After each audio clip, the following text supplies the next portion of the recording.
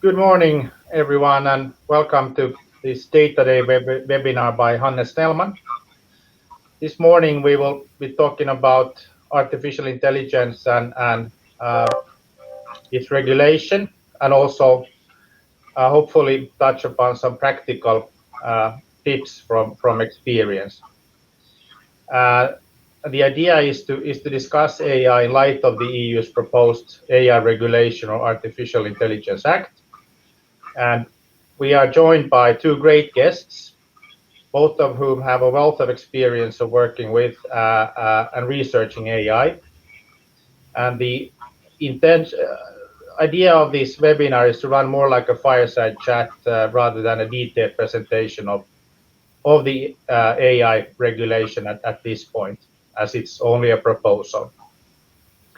And we sincerely hope that the audience will gain some insights on this topic to also help you develop your own thinking and approach to AI in the future. I would like to introduce our guest speakers.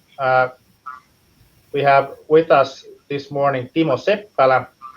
Timo is a Chief Research Scientist at Etla Research Institute for the Finnish Economy and Professor of Practice Digital Operations at the Department of Industrial Engineering and Management at Aalto University School of Science.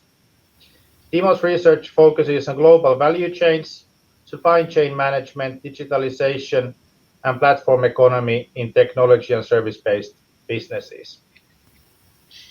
And our next speaker is Håkan Jonsson.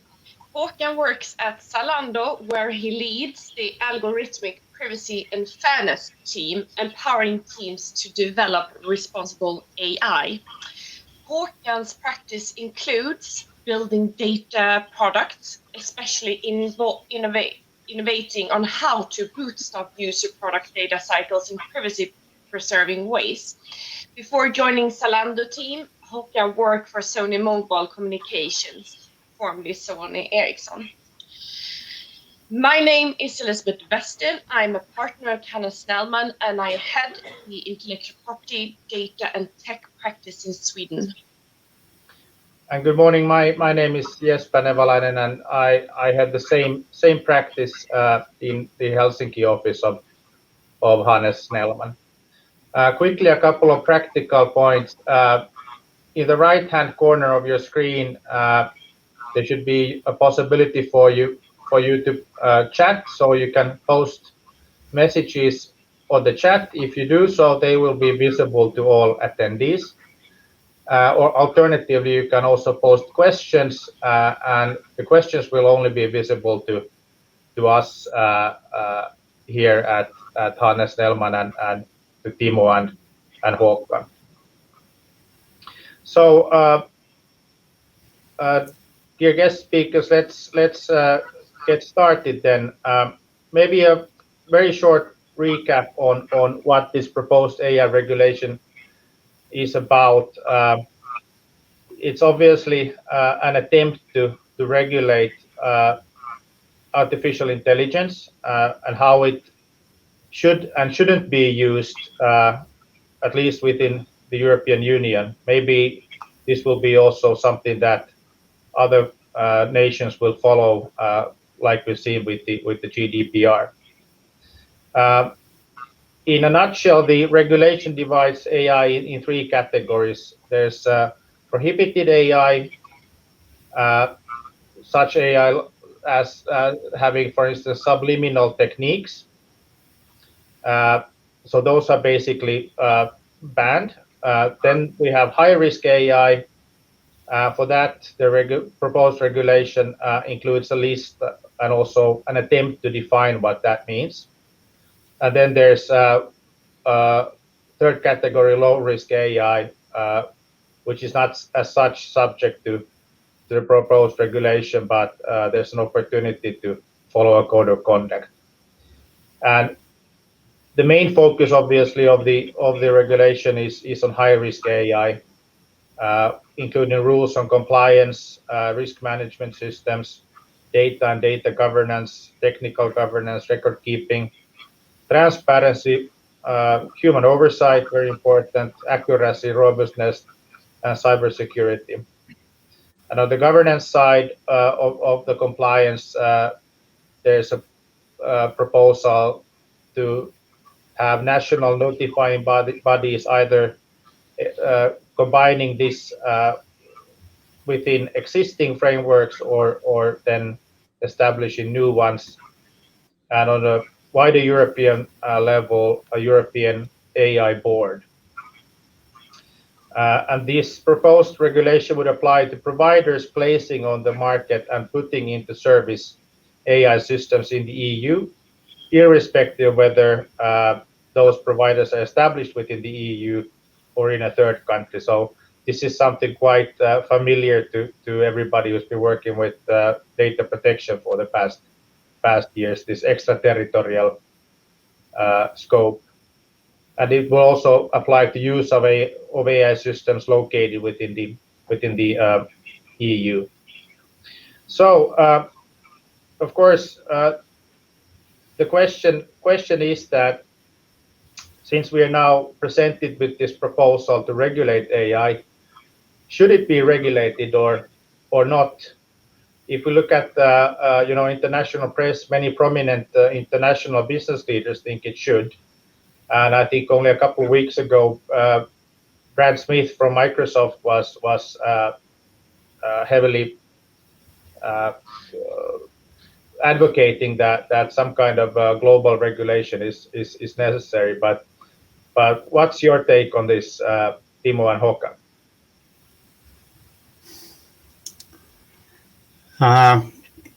So if I start, so basically a couple of comments related to the proposal. I think that my first comment and reaction to the proposal was that the definition of artificial intelligence in the EU Commission proposal is basically quite vague. And basically today we have so many technologies that fall under the umbrella of artificial intelligence definition. So therefore basically we could consider that okay, the regulation is about to apply all the different technologies. So that is basically my sort of a first comment to that. Then the second thing is really related to a definition that as I have said several times over here in Finland, that artificial intelligence really does not exist yet. So it's basically hard to regulate something that does not exist yet, and most probably artificial intelligence will not exist within the couple of years or tens of years. So therefore I think that well, the definitions should have more clarity on that proposal. Yeah. And Håkan, if we go to you, I mean, you work at one of the foremost e-com platforms in Europe and one of the most successful platforms in US and in Europe, and you have this experience also from Sony. I mean, I think we talk about AI so often now, and I feel companies are a bit scared and feel a bit rushed. I mean, we need an AI team. We need to get into this. It's like a competition now.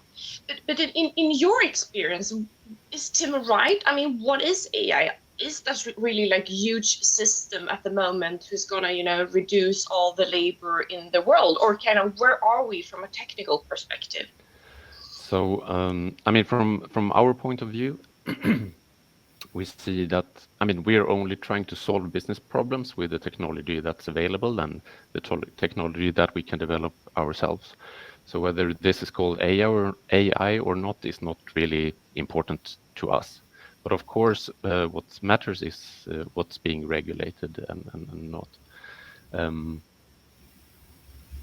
So, and if we look at the purpose of the regulation, they state that it's to ensure safety and basic human rights, and also to create legal certainty and a level playing field or a single market within Europe. And I think that's something that we definitely welcome and think should be the purpose of the regulation.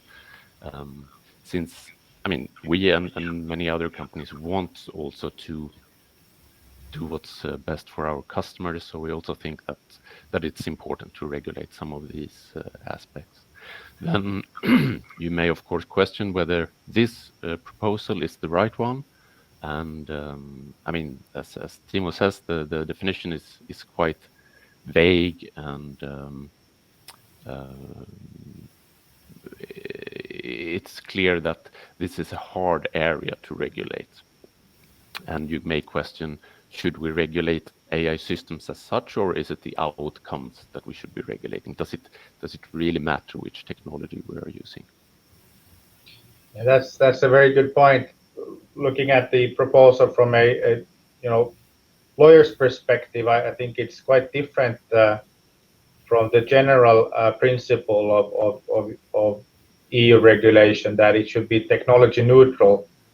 It seems to be that we are all of a sudden trying to define in quite technical terms what AI is and isn't, rather than focusing on what is permitted use of technology in general. So I'm not sure from a lawyer's perspective whether it's the right approach, or whether we need to define the technical solutions in much detail, but rather how you're allowed to use technology by large. I mean, for example, a hammer is not regulated in detail, but there's a lot of laws telling us what is not allowed to be done with a hammer. So you're not allowed to go and hit somebody in the head with the hammer. There's going to be legal consequences for that. Timo, you have been involved in the legislative process here with regard to the draft regulation. Can you tell us about the process and your work and perhaps the Nordic position?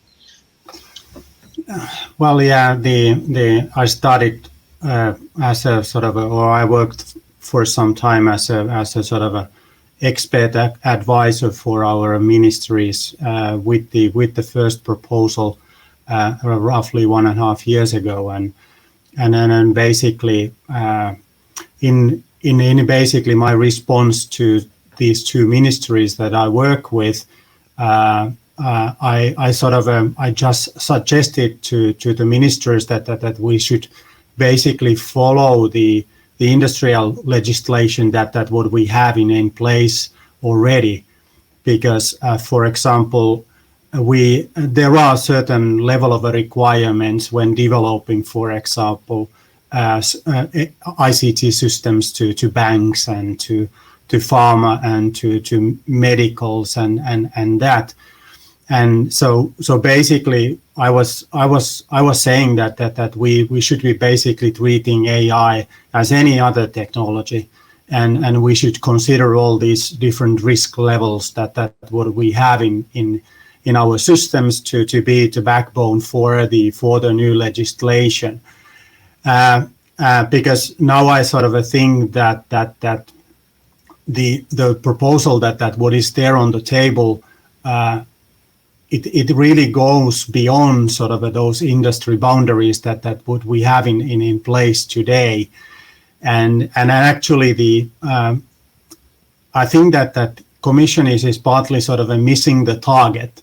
We should not be regulating technologies. We should be regulating platform companies when using data, rather than sort of the industrial companies using AI systems, because these companies that are in, for example, in banking and pharma and all those sort of a more risky sort of sectors of the industries, they have already sort of a governance in place when managing data, but I don't know if all these sort of a B2C companies, business to consumer companies, if they necessarily have the governance for their managing their data, and so therefore I think that the target should be more on these companies that we do not actually regulate with the industrial regulation that what we have in place at this moment of time. Yeah, that was an interesting point, Timo, about regulating data, because these AIs don't work without data, obviously. Yeah. And then, of course, you mentioned there earlier that general artificial intelligence, we're not probably going to see that in a couple of years, or maybe not even in the next 20 years. So would it be more accurate to talk about algorithms and plus something, rather than use the AI term? Because I think in the general public's opinion, AI is something quite more advanced than what is out on the market today. Well, yeah, I think that again that was in our proposal in 2018, that when we prepared a sort of a study for our Prime Minister office over here, that we should not be using AI as a term. We should rather focus on using algorithms and machine learning and machine vision, natural language processing as terms instead of artificial intelligence, and because that would make everything more, or the discussion more accurate. But of course we have the same problem. I think that machine learning and machine vision and all the algorithms should be, they are technology neutral in that sense. They should be treated well in the same way. So I'm still sort of I'm in favor of the fact that companies should be sort of regulated, not the technologies that we are using for supporting the companies and our societies. Yeah. And Håkan, at Zalando, so what kind of AI or algorithms are you focusing on today, and what is the goals? What are they intended to help you with? Yeah. So of course, what's mostly in focus when it comes to our AI systems is the customer experience. And so like search recommendation, those are two really important areas. But then also in logistics, of course, for automation optimization purposes. But then if we think about more what's relevant for this regulation proposal, what potentially could be considered high-risk AI at Zalando is our systems that determine the payment options that are available for a customer, and also fraud detection. So those could be considered maybe as credit scoring applications or something like that, which is covered. So that's where we are focusing our efforts currently. There's also other areas where could potentially have high-risk AI systems in the legal sense, which is applications where we use computer vision to determine, for example, sizes of a person. So if a person takes pictures of themselves for size measurements, that could be maybe considered biometric applications, which is also covered by the regulation as high risk. So I think those two are the ones that where we are focusing the efforts on my team. So if I were to take pictures of myself and send it to Zalando in order to make sure that next time I order a dress that they fit me, so I would save the environment of ordering one dress instead of two for sizes. That could potentially, be included and be a problem with regards to this proposed regulation, right?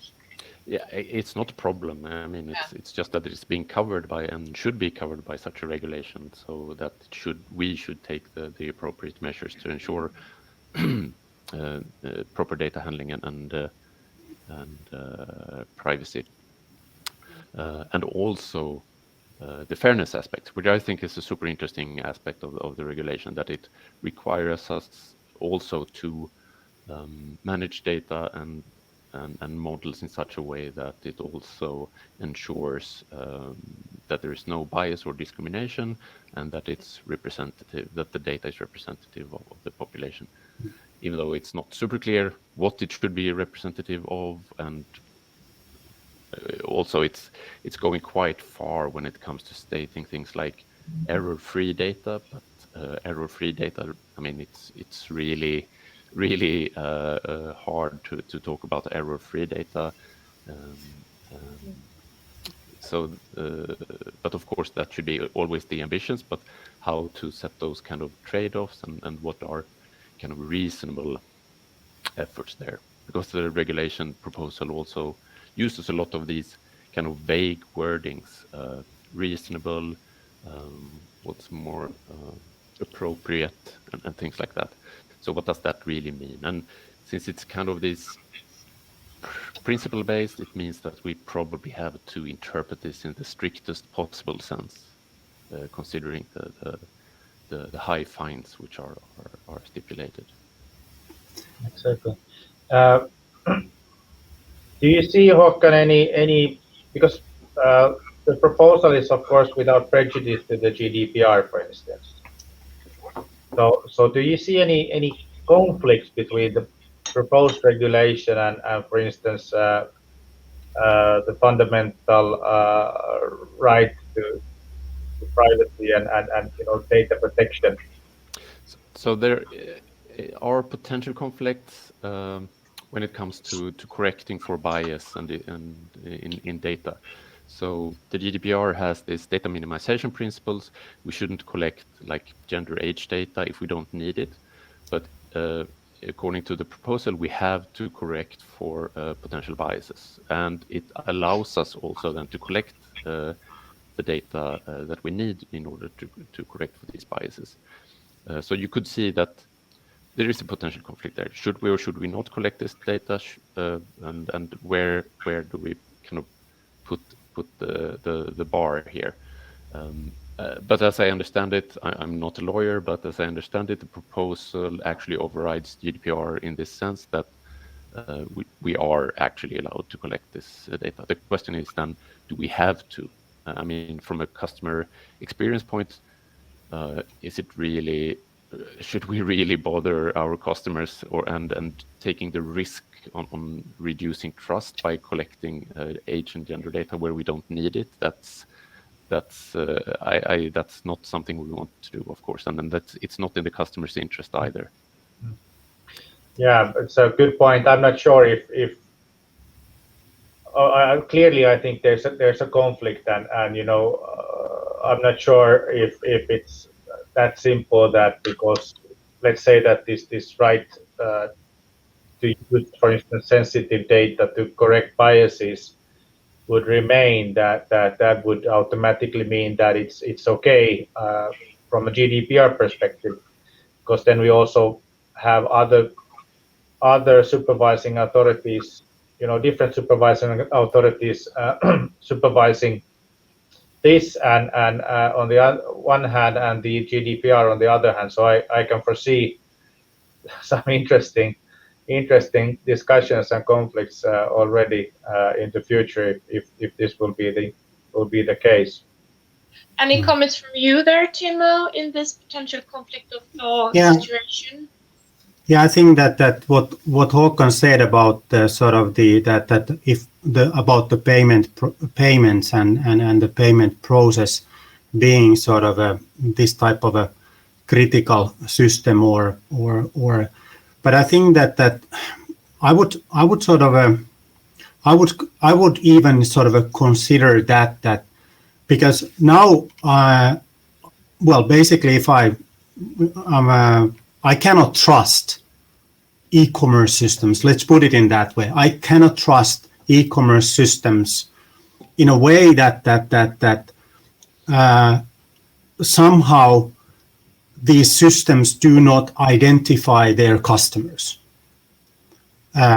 So basically, when I'm making a payment with my credit card on e-commerce platforms, there is no match.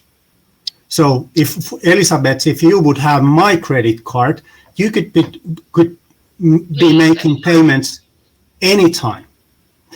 But we have not sort of taken the store experience. So if I go to store, I'm there as a person, and basically I'm paying, and I'm basically being identified that, okay, this is Timo paying with this credit card. So I would like to see sort of these e-commerce platforms more secure in terms of identifying myself as me, and then Timo is using Timo's credit card. So and therefore I have been sort of a success in that over here in Finland with some of our discussions that okay, even though that our user experience would suffer a bit from the identification process, but I rather use that type of e-commerce systems that identify me personally as their customers in one or another way. And then when I'm paying something, that information links to myself.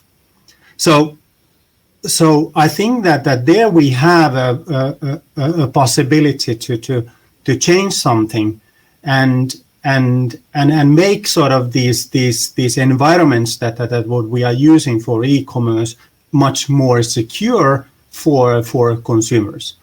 So I think that's basically my comment, because the payment process in the e-commerce today is it's a loose process from other processes, and therefore we are seeing quite a lot of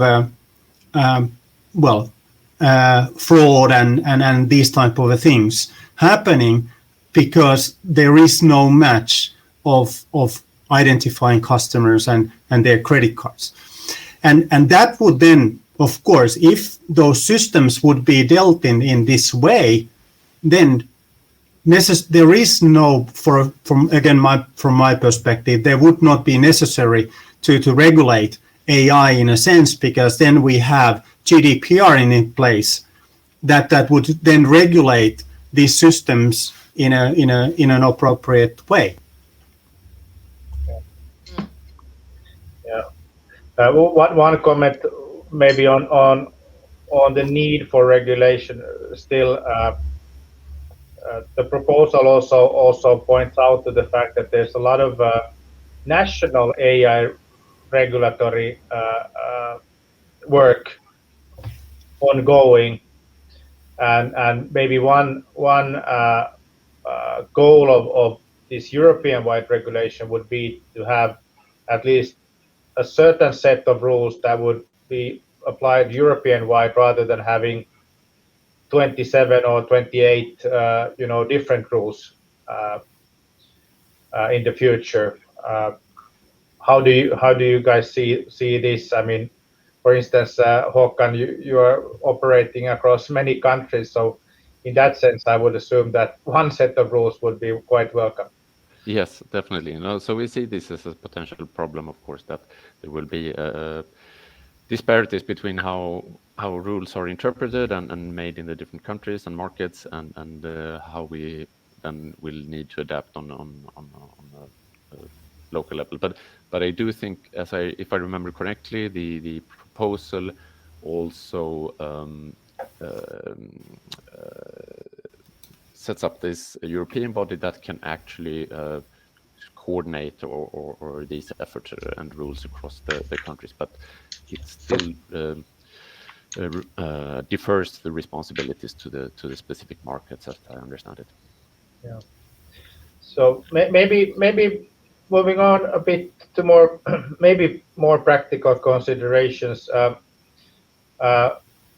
The proposal, of course, attempts to set certain standards and rules that needs to be followed when taking into use and using these AI technologies, or more correctly algorithms and something. But does this really mean that entities wanted to take some highly advanced technology into use, that they truly understand the ins and outs of in this case, I guess, the algorithm and how it makes decisions and comes up with its outputs and decisions? So in your opinion, do you think that entities, so this goes both Timo and Håkan, do you think that entities or the technologies are mature enough in most cases to be taken into use as they are? So I think there are two aspects there. One is, if I may go first, there's two aspects. One is to have the knowledge to and the competence to actually, if you don't have the competence to build these systems yourselves and thus actually know the internals and exactly how it works, then you still need to have the competence to be able to buy the products so that you make sure that they fulfill your requirements and the legal requirements and including the for example the fairness and discrimination aspects. And if you have this competence, maybe you still don't have the resources to actually build it yourself, so you still may want to buy it. But I think you really need to have the competence to determine if these systems are fulfilling their purposes. And this is probably something that whoever you're buying systems from, I mean, this is very complex to do. So they could make claims about things being certified, etc. But it's still, you would have to really validate and verify that the product fulfill those requirements. Yeah. And then, of course, there's lots of products out there today that makes it easy to build systems without knowing exactly how they work or what they do. And that's maybe a bit dangerous as well, in this sense that relying on this can potentially be dangerous. It's very tempting to take this kind of quick, short path, but it has been shown in research that building computer vision systems using APIs and services from different companies makes it very easy, but then there's definitely no guarantees that those systems are fair in any sense, for example, or that they can preserve the privacy of persons from the training data that you used that include those persons. Yeah, to add to that, I think I don't know if this is sort of a valid reminder, but actually when companies and public sector is buying AI, they are not buying ICT systems.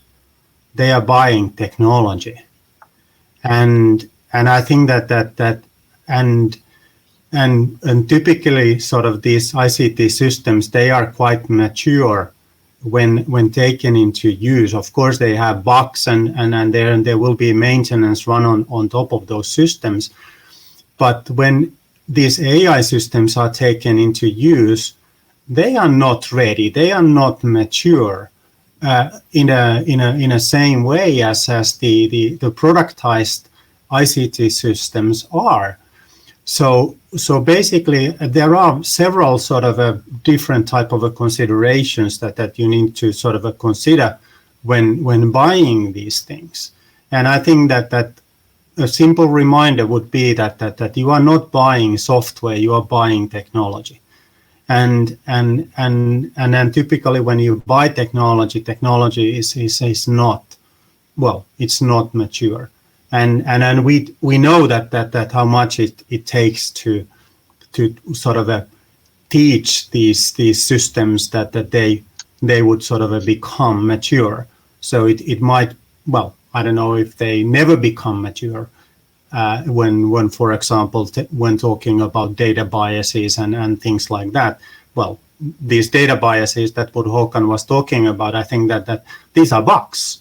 And we are just saying that they are data biases. Well, we have similar type of bugs in our systems. They are typically data biases or algorithm biases. So I think it's really it is really for companies to understand sort of the differences of ICT and then a technology and yeah, so that's sort of my additional sort of a comment to Håkan. That's a very good observation and point, Timo, and also Håkan. Thank you very much for that. Yeah, I mean, I guess from our perspective, as we help companies either buy or sell ICT or technology, it seems to me that these projects in the future will be even more complicated, or at least they will require a lot more multidisciplinary expertise to assess and actually understand what you're buying and putting into use. Too often, I must admit that we see these processes being run a bit too efficiently, meaning that it's considered a simple commercial transaction rather than trying to actually understand what is being bought and what does it do and what the issues are. Another important aspect there is, of course, continuous deployment monitoring and quality monitoring once you have put those systems in operation, because these are, as Timo says, this is technology. You retrain it over time. There is drift in your data from your input data. So as the world changes, your systems change too. And this is also something where you need competence to be able to actually monitor and correct for that if that's needed. Yeah. So we have a little over 5 minutes left. Is there any other? There's been a very many good points presented and insights from both of our guests, Timo and Håkan. But is there anything else that you would like to convey to our audience when it comes to AI systems and from practical experience that people should consider in addition to what we just touched upon? I mean, I have one big question, and which we are also trying to really work with at Zalando through our customer promises, for example, which is trust. So what does it mean to achieve customer trust, and how can you actually work with customer trust, and especially when it comes to AI systems? So that to me is a super interesting question, and it's if you look at the legislations, I think GDPR focuses on trying to establish interpersonal trust between a consumer and a company, which is in itself very, very difficult. And what I would really like to see is that the regulations focus on institutional trust, and that would, I think, help companies a lot if we can establish strong institutions that guarantees certain provisions in in companies that deploy AI systems, for example, and thus ensure customer trust. It would make things much easier, I think, for companies deploying AI systems, because it also would determine quite a lot how do you drive your AI work when it comes to establishing trust with your customers, because there's a huge difference in how you would approach this then. Establishing interpersonal trust through by loading the user with the responsibility to actually assess and verify claims that we make, or let the users trust institutions that check that companies fulfill these requirements. So with the institution, so what you're saying here, Håkan, if I understand you correctly, is that you want supervision, monitoring, and you want that company who neglect the legislation or don't care about it, that they should be like fined and punished. Is that what you're saying? Yes, I mean, as I said before, I think there are areas that should be regulated, and of course, but it of course has to be done with appropriate levels of red tape, if you will. I mean, in the end, it's the customer experience and customer trust, so that we care about. So what's the best way to achieve that? That's the big question. And I can just say that I definitely agree with you. I mean, our job as lawyers is usually to protect companies, so we never want them to get fined. But we know when we represent companies who put in so much work and really, take an ethical stand in addition to legal requirements, they should get rewarded because when we see the competitors that get away with stuff, it's a bit frustrating because it's costly as well to keep up those huge compliance system and have competent personnel within your company. So I agree with you there. Timo? I think that this sort of a digital trust is sort of an interesting area of a future discussion. That how we take sort of let's put it in that the physical trust into digital form, and then there is another thing related to that when developing sort of the future systems, future ICT systems or similar, then the question is that okay, can we trust the products, the physical products that we use in combination of people and services? So trust is in many fields, and I think that's sort of a key, and we need to focus on that in the future. That how do we define sort of the digital trust in our future applications that we are using for different services around the world. Yeah, very good. We have still 2 minutes left, and there's actually a question from the audience, if I read it out loud. So, isn't the decision-making logic of some machine learning systems, e.g. deep learning, inherently difficult to explain or understand by humans? Showing that they are fair or non-discriminatory can only be based on the analysis of the data and the actual outputs. Yes.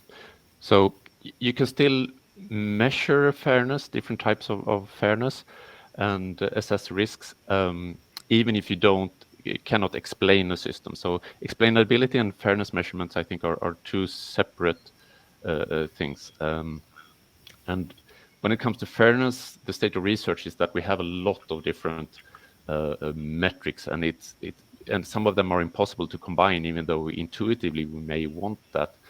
But we're not, and there is some recent progress on that area, especially when it comes to using or finding the right fairness metrics from an EU non-discrimination law perspective. a paper by Sandra Wachter. I think it's the most important paper published in the area of fairness so far, I think. But explainability, the state of research is unfortunately has not come very far, and we're far from being able to provide explanations from deep learning systems to end customers. My advice to the companies have been that do not use deep learning systems in high risk applications or even lower risk applications. So because you cannot explain that what those systems are doing, or if you can, it will take a lot of efforts to find out that what they have done. So. And that's why they are running some of these implementations that companies are doing are running into difficulties because those systems cannot yet be trusted in a way. Yeah.